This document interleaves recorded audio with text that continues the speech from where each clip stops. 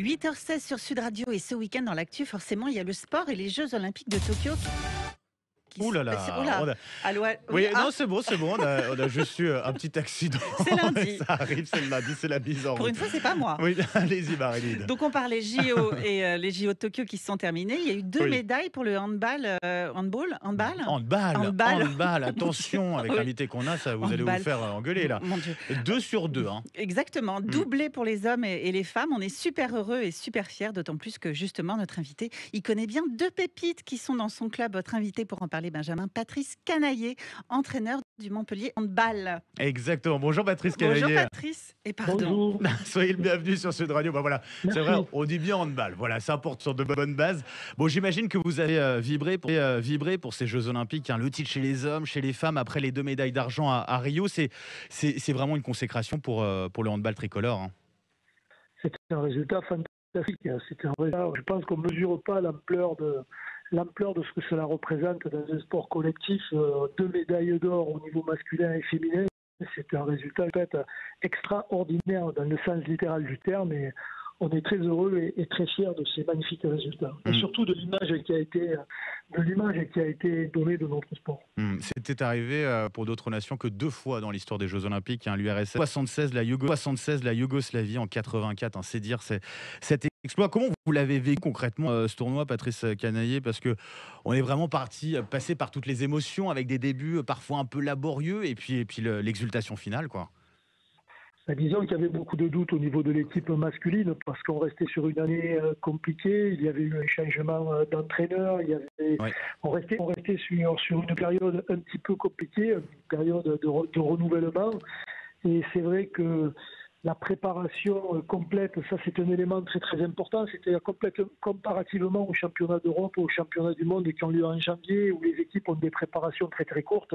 Là, il y a pu y avoir une véritable préparation. Et pour une équipe comme l'équipe de France, d'ailleurs que ce soit les hommes ou les femmes, nous qui étions un handball extrêmement athlétique, basé beaucoup sur l'engagement physique, le fait de pouvoir bien se préparer et d'arriver physiquement prêt pour cette compétition a été pour nous très très très important. Et après, les équipes sont montées en puissance. Après, on bénéficie aussi d'un contexte qui est celui de la confiance. C'est-à-dire que quand vous avez déjà gagné des compétitions de ce niveau-là, vous savez que si ça s'enclenche bien, vous pouvez gagner. Et donc, il y a moins de doutes et plus de certitude. Juste pour faire le décompte, hein, depuis 1992, 19 médailles internationales pour cette équipe de France, 3 titres olympiques, hein, pour l'équipe masculine depuis 2008. Comment vous expliquez cette longévité, Patrice Canaillé? Dans un autre sport, un autre grand champion, Teddy Riner, affirmait que lors de ces Jeux, le plus dur finalement, c'est de durer, et cette équipe de France, elle dure, hein. Exactement. Je voudrais qu'on associe aussi l'équipe de France féminine parce que Bien sûr. même si c'est sa première médaille olympique, c'est une équipe aussi qui s'est construite un petit peu plus tard, mais qui a aussi des résultats extraordinaires et qui marche très très bien. Je pense que c'est lié à tout un contexte. Je crois que d'abord, je crois qu'il y a beaucoup de travail et il faut rendre hommage à celui qui nous a lancé, c'est-à-dire Daniel Constantini, qui nous a fait comprendre que c'est pas parce qu'on était français qu'on pouvait pas gagner dans notre sport, et surtout il nous a fait comprendre quelque chose de fondamental, c'est qu'il fallait beaucoup travailler pour réussir. Et je crois que c'est ce qu'on met peut-être pas suffisamment en exergue. C'est le travail qui est réalisé à la fois par les joueurs au niveau de l'entraînement dans les clubs, mais aussi au niveau de la fédération, pour travailler et pour se renouveler et pour sans cesse rechercher la performance et surtout ne pas s'endormir sur les titres qu'on a acquis. Pour vous parler de l'entraînement dans les clubs, je pense forcément à vos 2 champions olympiques qui vont faire le retour, qui sont déjà revenus, qui vont revenir dans les prochains jours. Comment ça va se passer pour eux?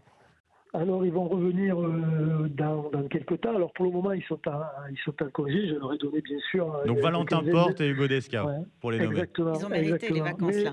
Ils l'ont mérité, mais ils vont d'abord revenir par la case de bilan physique parce que les deux ont eu des pépins pendant le mondial. Valentin n'a pas terminé, il a un problème aux adducteurs, aux abdominaux qu'il va falloir traiter et qui a l'air assez délicat. et Hugo Dexka qui a manqué le quart de finale. Et là aussi, il va falloir faire un bilan. Donc, ils vont revenir pour des bilans médicaux. Et puis, une fois qu'on aura fait ces bilans, ils repartiront quelques jours se reposer. Repos bien mérité. Bien sûr. En tout cas, Et puis, on fêtera. Et puis, viendra le moment de les fêter, de les honorer à Montpellier. Et on n'y manquera pas. Et ça, je sais que je peux compter sur vous, bien sûr. Alors, en tout cas, c'est vrai qu'il y a aussi une page qui se tourne pour le handball français du côté masculin avec le départ à la retraite de Lucas Ballot, 36 ans, de Michael Guigou, 39 ans, Nicolas Karabatic qui hésite encore. On ne sait pas ce que ça va être la suite pour lui. C'est une page qui se tourne. À quoi elle va ressembler cette équipe de France pour les Jeux Olympiques de 2024 à Paris? C'est sûr que c'est un moment, c'est un petit peu ça, les discussions qu'il y avait. Est-ce qu'il fallait faire une passation avant Tokyo et préparer Paris? On n'était pas tous d'accord. Moi, j'avoue que j'étais pas forcément sur la même ligne. Je pensais qu'il fallait renouveler un peu plus vite l'équipe. C'est aussi ça, d'avoir des avis différents. Vous savez, les voies qui mènent au succès peuvent être multiples. Là, ce qui est clair, c'est que maintenant, le renouvellement, il faut le faire pour Paris. Donc déjà, Michael et Luc ont annoncé leur départ. Pour Nicolas, je pense qu'il a encore, je pense qu'il peut, connaissant Nicolas, je pense qu'il peut tenir jusqu'à Paris. Vous le connaissez bien. Il peut être un élément très très important parce que c'est un garçon qui a une maturité très très importante et qui dans les moments, on l'a encore vu, dans les moments décisifs, est un joueur crucial. Donc, je pense que Nicolas peut lui aller jusqu'à Paris. Puis après, il y a beaucoup de jeunes joueurs qui ont beaucoup de talent, et on l'a vu, mais peut-être qu'ils doivent savoir prendre maintenant le leadership de cette équipe. Et je pense qu'un garçon comme Valentin Porte, qui était vice-capitaine, va avoir un rôle majeur à jouer, parce que c'est un garçon qui est à la fois très compétent sportivement, mais aussi qui a le sens du collectif, le sens de l'équipe, et qui peut être le bon guide pour cette équipe de France pour aller aux Jeux à Paris. J'imagine que vous attendez des retombées aussi du côté du MHB, le Montpellier Handball, avec ses résultats, peut-être plus de licenciés, plus de supporters aussi pour le club. Déjà, nous, on est très heureux d'une chose, c'est qu'on commence à lancer une politique de féminisation à l'intérieur de notre club. C'est-à-dire que on est un club exclusivement masculin. Depuis cette année, on commence avec des jeunes filles aussi, avec un objectif d'ici 3-4 ans d'avoir une filière complète au niveau féminin. Donc c'est très très bien. Et pourquoi pas demain des titres nationaux, internationaux au niveau masculin et féminin dans le même club, parce que ça n'existe pas. Donc c'est quelque chose d'important pour nous. Et bien évidemment, on va travailler pour faire fructifier ces 2 médailles d'or, aussi bien au niveau des licenciés, des jeunes, que du marketing, parce que on a vu que notre sport est un sport extraordinaire. Malheureusement, depuis plus d'1 an, on souffre du Covid, et là, ça a été compliqué au niveau du public. On espère que tout ça va démarrer. Nous, on va reprendre à l'Arena. Tous nos premiers matchs auront lieu à l'Arena, donc ça va être l'occasion d'accueillir, je l'espère, beaucoup de monde si la situation sanitaire ne se détériore pas. Et d'ici là, un petit match de préparation face à Tremblay, demain soir à 19h30 à la Halle des Sports intercommunale, avec, je crois, des places, je regardais sur le site internet, qui sont encore disponibles. Donc allez-y, allez les supporter en tout cas. Merci beaucoup, Patrice Canaillé, d'avoir été avec nous ce matin sur Sud Radio. Bonne Bonne journée et bonne saison à vous, bien sûr. Merci.